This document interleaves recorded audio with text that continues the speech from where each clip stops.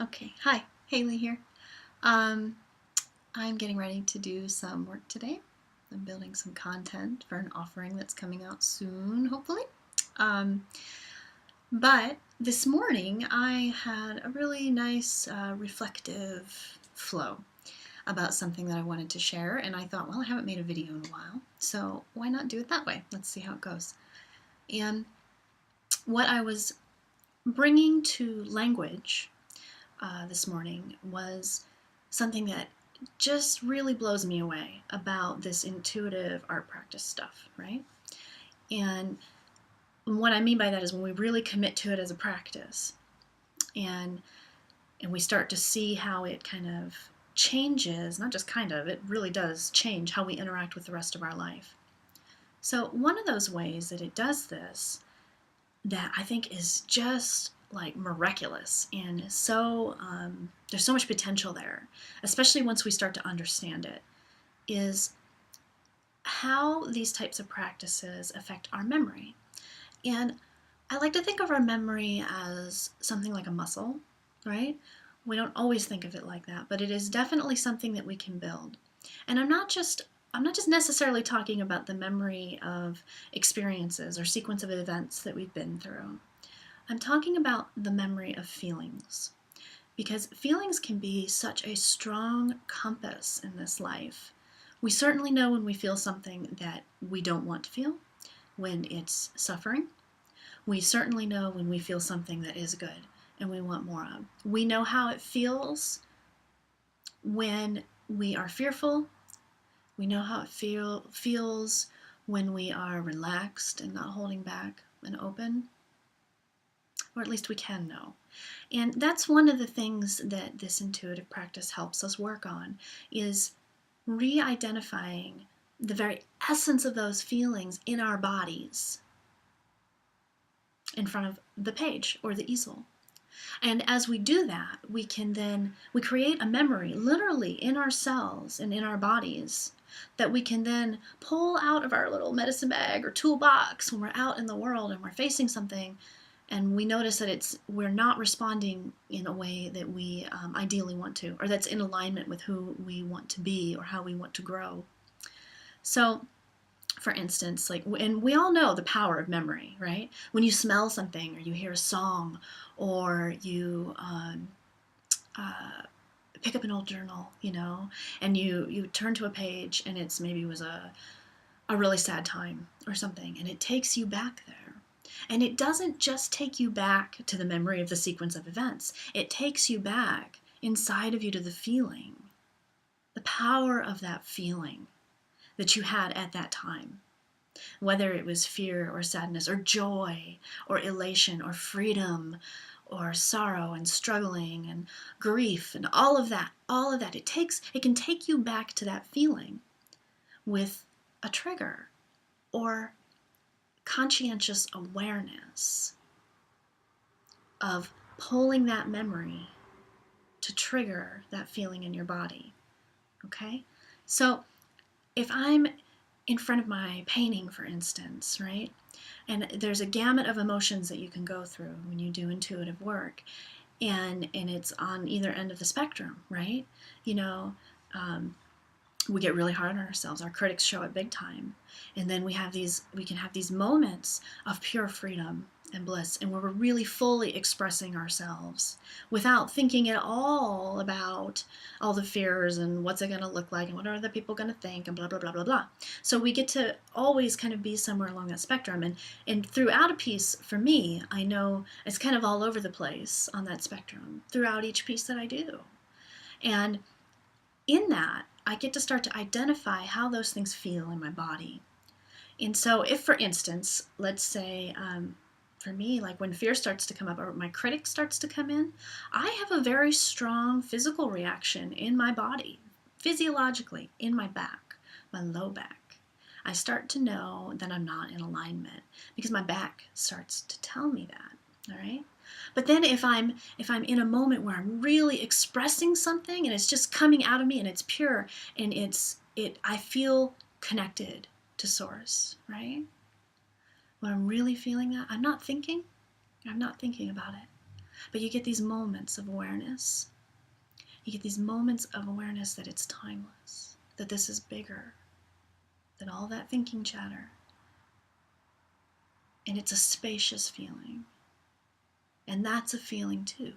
It's a feeling that our body responds to. It's a feeling that we can tap back into.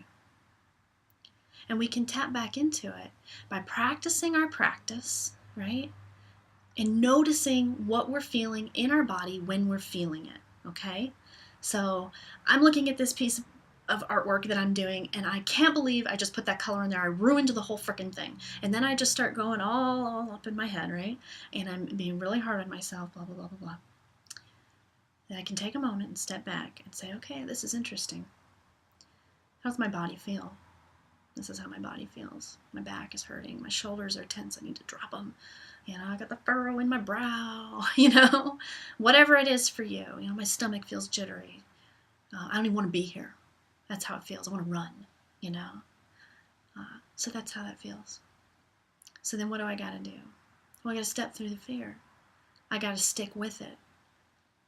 Or I got to do exactly what my mind is telling me I don't want to do, like throw on that color there that's probably just going to wipe out the whole rest of it, which I happen to like, So then you do that, and you work through it, and you stick with it. And then all of a sudden, without even realizing that you've done it, you've reached another peak of being free and expressive and being in love. In love with being free in your expression and in the peace. And then you can stop for a second and you can notice. Because the minute you think and you're aware that you're in that moment, it starts to slip away. But take that as an opportunity right then to stop and notice, how does this feel? Well, this feels spacious and light. I'm not even thinking about my body. This feels like I could do anything. I want to dance, I want to sing. I don't want to do anything because it's just so good as it is. Notice how that feels in your skin, right? So then when you're out in the world, right, and you are up against a challenging time, for instance, maybe it's in a relationship, maybe it's getting through the day at your job, maybe it's getting news that you didn't want to hear, maybe it's you have a decision to make and you don't know which way to go. You can stop in the moment and check in with your body and see where your body's at initially. Is it in that fear? Is it really hard? Do you want to run? Do you need to run? Sometimes you do. Sometimes you need to step away, sure. But sometimes really what that means is you just need to shift that perspective a little bit and do the one thing that's totally out of your comfort zone, right? Make that decision even though it seems crazy, and then see it through. And then when we have the courage to do that, we find ourselves in these places of being fully who we are and fully expressing from our truth and our voice and our creative fire out in the world. Not just at the easel or in our art journals, but with other people. And we begin to realize that in little bits and pieces and little bits of time, our whole life is changing. Just a little bit. Doesn't mean that the hard stuff goes away. It just means that we have started to use our memory from our practice.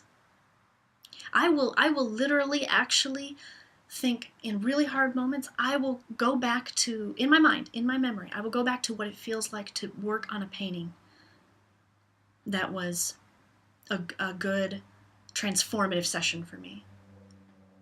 Because when I go back to that memory in my mind, I instantly remember in my body how it felt in the different moments. How it felt to make the decision to totally cover up the whole part that I loved. Or to just totally sit with, as much as I didn't want to, the part that I hated, but to come in closer and to give it love.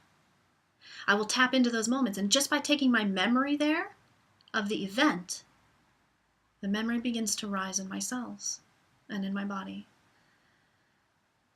Oh yeah, it's the spaciousness I want to feel. It's the spaciousness I want to lean toward. So I can take this little step and move forward and see if that begins the flow to get me there. So I don't know if that made sense, but it's pretty wild stuff, and it's really amazing And that's just one fraction of it, one way of describing it, one metaphor of putting it out there. And everybody has their own rhythm with it. Everybody has their own way of tapping in to the wisdom and knowledge we get in our creative practice, and then bringing it into the actual application in our day-to-day ordinary life, right? And what we begin to realize is that our ordinary life becomes a whole creative landscape, truly, where we get to be our creative selves with our full creative voices as we build these muscles. And it's amazing. That's all I got. I'm gonna go paint. Okay, I just gotta tell you, have you guys tried these little, use your own background effects in photo booth? So I thought I would try my painting, right? Painting's not actually behind me. As you can tell, it doesn't quite work. It's very like trippy and discombobulated, right? But check this out. There's this fabric behind me, right? Right? Watch. Isn't that cool? Yeah, I thought that was kind of cool. Okay,